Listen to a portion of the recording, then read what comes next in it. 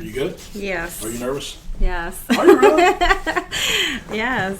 I conversation. don't like being on camera. I'm not looking over there. I'm looking at you. Yes? Yeah. Okay. So we're It's fun. Conversation I can do. We're just having a conversation. Okay. Restifo. Restifo. Okay. All right. So for editing, Yes. put 4 fingers in front of your face. Like this? 4. Oh my gosh. Okay. Like this? Yeah. Okay. And count back from 4. Okay. 4, 3. Yeah. 2. Whenever you're ready. Okay. Okay. All right. You're not ready. Okay. I gotta make sure. Okay, so at the very start, where am I looking? I'm looking at you, or I'm looking over there? Either one. I need some direction. Okay. Just both. Okay. Address me, then address the camera. Just like, hi. Or not I'll really. take care of that. Okay. All right. Just address me, address the camera. Okay, let's do this. All right. 4, 3, 2, 1. Hello, folks. Thanks for watching. Thanks for tuning in. We are here with another segment of Hidden Magic TV. We're talking to Sherry Restifo. She is with Limelight, right? Biocon, yes. Okay, very cool. And we're going to talk to Sherry a little bit and get into, you are from Washington, D.C., is that right? Area? Yes. I was born in Maryland, and then I lived in Northern Virginia for most of the rest of my life until my husband and I moved here. Okay. How long have you been in Florida?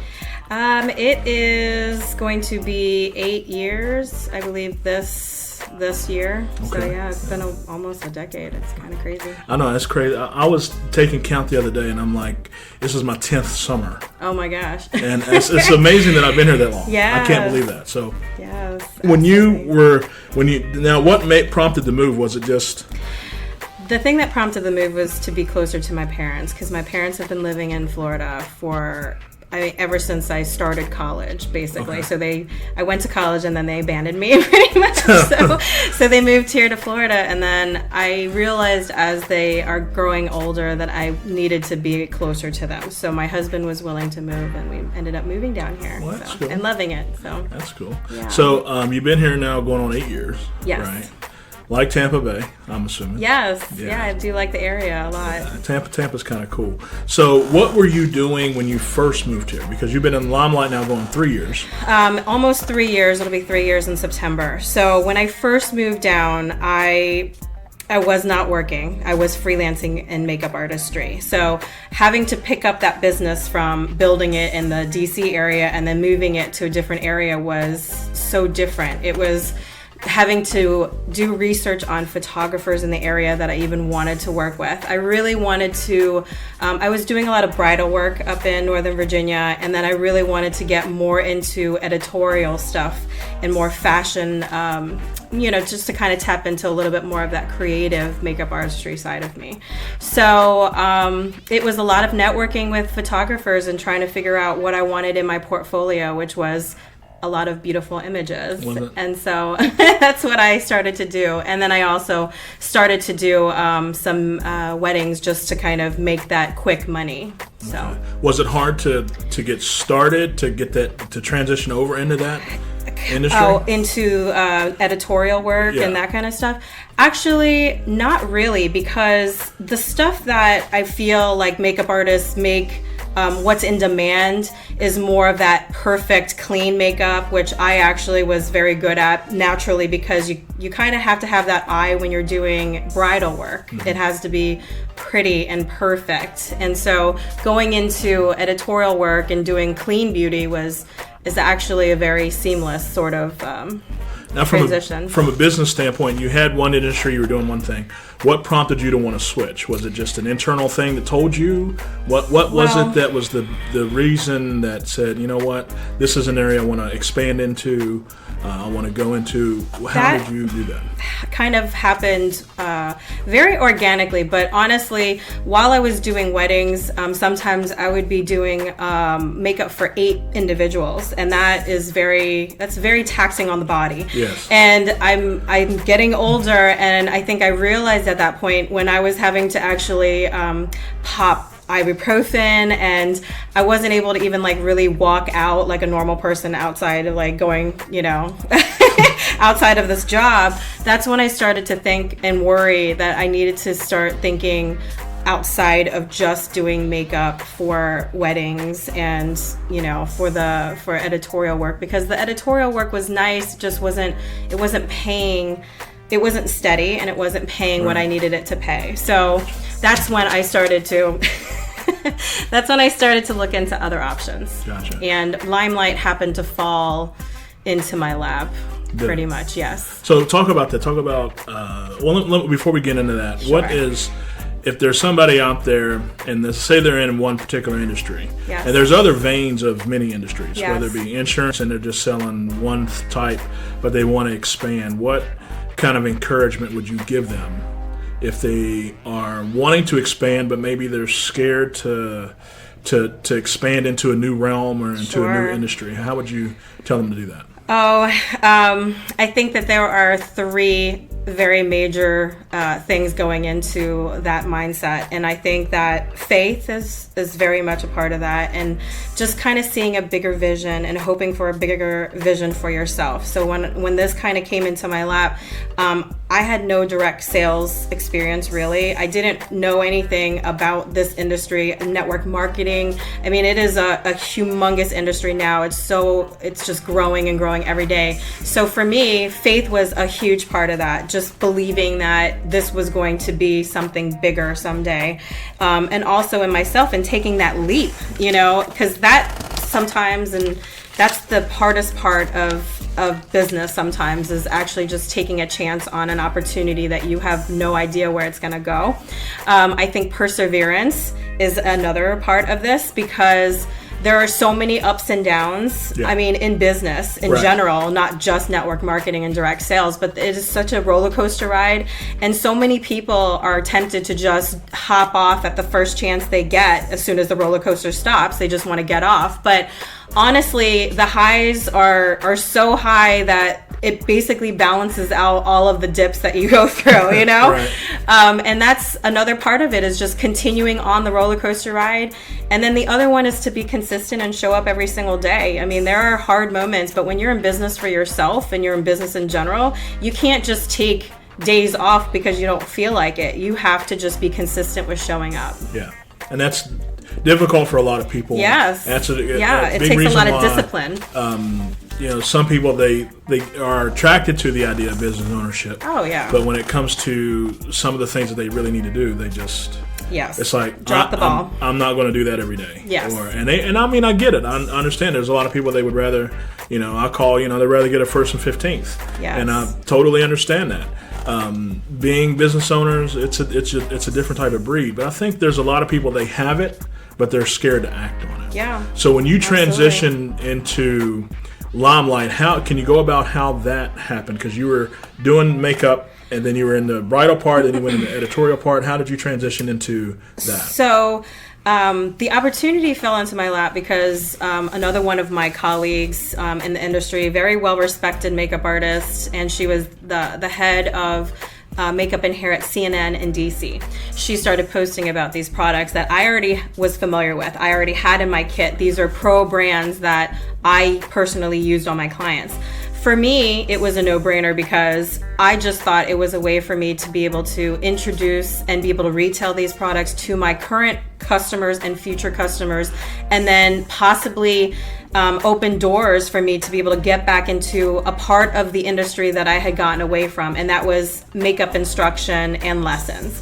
So I love instructing and teaching people about products and techniques. And for me, I'm like, this is perfect. I can actually, teach people how to do their makeup, what products to use, and then they can just purchase it right from me and I can make some extra money. I mean, that was my mindset back when I first started. And what it has evolved into, I never thought that I would have a team. I never thought that I would actually better myself as a person, as a business person, as just a person in general. I never thought it would ever delve deeper into me just becoming a better me. Yeah. And then in turn, business was flourishing. Right. So it wasn't a fast process because, like I said, I've been with a company for almost 3 years, and it was, I didn't see a lot of money at the very beginning. I mean, I'll be completely honest with you. It's a lot of going uphill, pushing up the hill with very little reward. But then once you actually make it up the hill, then you've got the momentum going downward, you know? So that's another aspect of this, I think, is just the struggle to... I'm sure that on some level taught you something about leadership, pushing uphill. You know, it kind of, as they say, weeds out the wheat. Yes, quickly. Absolutely, it does. And it's like, it's almost like a proving thing. It's a testing thing to see. You know, people that try to get in something for quick dollars, and it's like... Yes, and I think that's the misconception. And I've learned that there really is no quick money. No. Not if it's going to really be sustainable and it's really going to be long term. I mean, there's really no quick, you know, we can do this. I mean, you see these late night infomercials and it's like, hey, come to our seminar and we're going to teach you how to flip houses. Yes. You can start with $500. And I'm sure there's some truth to that, but over the long course, it's going to be something that you're going to have to work at. So you're going to have to work at, you continuously have to work at. There's the industry, I think you have to keep up. You know, even the other day, just trying to, for me, I'm a very old-fashioned person when it comes to, you know, talking with my customers and keeping in touch with them. Like I handwrite notes and stuff like that. And I know a lot of people are so much more on the digital side of things. Yes. But I think there's something to be said about a mix between both, right? Because right now, a handwritten note is almost obscure, but it will cause you to stand out amongst the sea of emails and text messages and that kind of non-personal communication that is now developing. However, I, instead of keeping an address book, am starting to actually go into a customer relationship management system, which is completely online and available to me on my phone. So that is the mix between the two, you know. But you're constantly having to evolve, you know, and grow and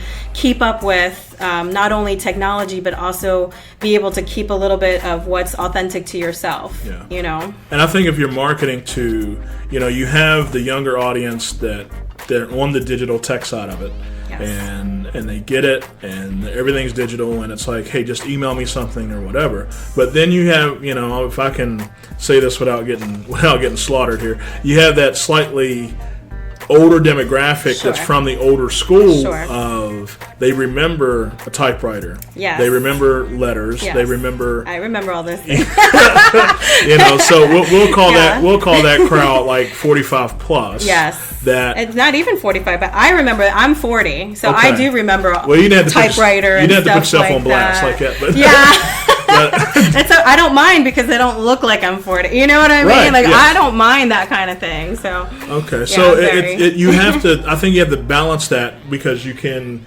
get into being able to communicate to that older audience. Yes. And you know, now everybody is completely digital, and it's like email me this or send it this way. When they do get something, I mean, I've incorporated a little bit more direct mail than I have this past year over the last, because I think some of it has gotten lost, and it is a good way to kind of stand out. Yes. I mean, I'm not doing thousands of pieces like I used to, but still, you know, an occasional here's a note, here's a thank you card, here's something, because you know you're not seeing it as much anymore. Exactly. Yeah. So when you getting into managing people, right? So I guess the proper term is downline, right? Yeah, I mean, in direct Teammates. sales and stuff.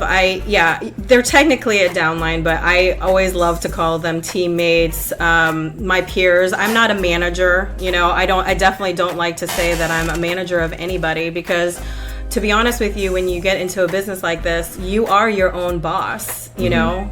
Technically, you are your own boss. I'm not the boss of anybody else. The only thing that I can possibly do for my team is to lead them, is to coach them, you know, on a consistent basis. And I can only really coach them on the things that I'm learning myself. So that's why the self-development, the business development side of things, I try to absorb as much as I possibly can, because then I can take that to my team members. Right.